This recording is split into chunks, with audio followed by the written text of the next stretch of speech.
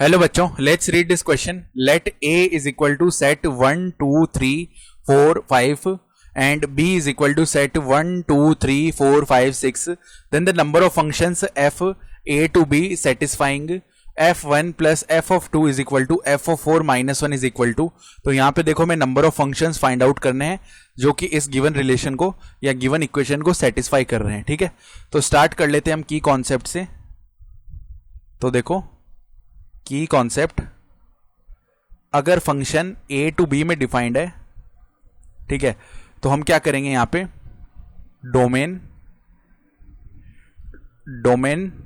Domain elements will be from set a. यानी जो value है x की वो हम सेट a से उठाकर रखने वाले हैं. तो अब देखो, इसको समझ भी लेते हैं कैसे करेंगे. जो इक्वेशन दी हुई है f of 1 plus f of 2 is equal to f of 4 minus one को उस तरफ लेके जाते हैं. f of 1 plus f of 2 plus का 1 is equal to f of 4. अब देखो, f ऑफ 4 का हमें वैल्यू पता नहीं है क्या होगा.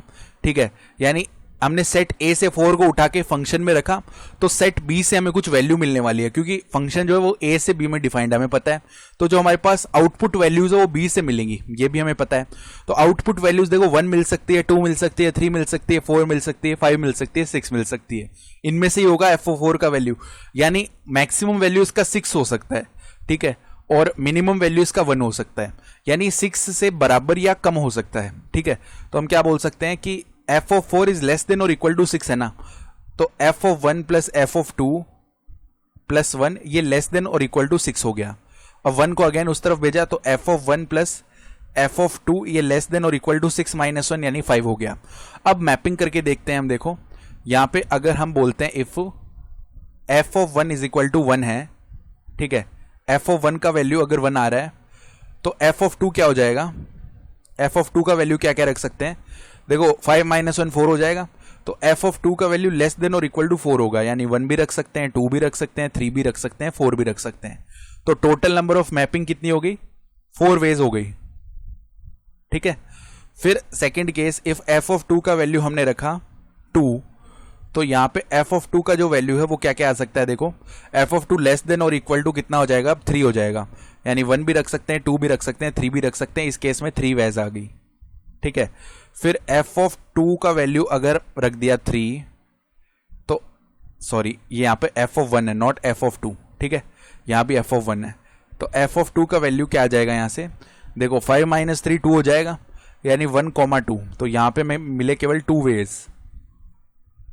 ठीक है, एंड इफ f ऑफ 1 का वैल्यू हमने रख दिया है 4, तो f ऑफ 2 क्या मिल जाएगा, f ऑफ 2 का वैल्यू यहां पे 5 माइनस में 4 कितना होता है, 5 माइनस 4 होता है 1, तो केवल 1, यानी 1 वे मिला. f ऑफ 1 5 तो रख नहीं सकते हम, क्योंकि अगर 5 रख देंगे तो 5 माइनस 5 0 हो जाएगा, और 0 तो है ही नहीं हमारे पास कोई एलिमेंट दोनों ही सेट में. ठीक है, तो हम देख पा रहे हैं टोटल नंबर ऑफ वेज यहाँ कितने हुए, 4 प्लस 3 प्लस 2 प्लस 1, यानी टोटल 10 वेज. ये हमने किस किस को सेटल किया अब तक, f1 f2 और f4 को सेटल किया है. लेकिन हम देख पा रहे हैं कि a सेट में 3 एलिमेंट भी और 5 एलिमेंट भी है. तो 3 के साथ कितनी मैपिंग हो सकती है, देखो 3 के साथ 1 की भी मैपिंग हो सकती है, 2 की, 3 की, 4 की, 5 की, 6 की. यानी 3 के लिए नंबर ऑफ वेज कितने हो जाएंगे, for f of 3 number of ways हो गए हमारे पास 6 ways. Similarly for f of 5 number of ways हो जाएंगे 6 वेज. तो f ऑफ 1, f ऑफ 2 और f ऑफ 4 के लिए टोटल वेज हो गए 10. तो अगर हम अब बोले नंबर ऑफ फंक्शंस, तो f ऑफ 1, f ऑफ 2 और f ऑफ 4 के लिए जो टोटल नंबर ऑफ फंक्शन है, इनको तो ऐड करना पड़ेगा, क्योंकि यहां पे और का सेंस आ रहा है. तो 4 प्लस 3 प्लस 2 प्लस 1 यानी 10. अब f ऑफ 3 और f ऑफ 5 दोनों क्या होंगे, एंड का सेंस आएगा इन सारे केसेस के साथ. तो जब भी एंड का सेंस आता है तो हम मल्टीप्लाई करते हैं, तो मल्टीप्लाई में 6, मल्टीप्लाई में 6, यानी ये हो जाएगा हमारे पास में 360. तो रिक्वायर्ड आंसर आएगा 360.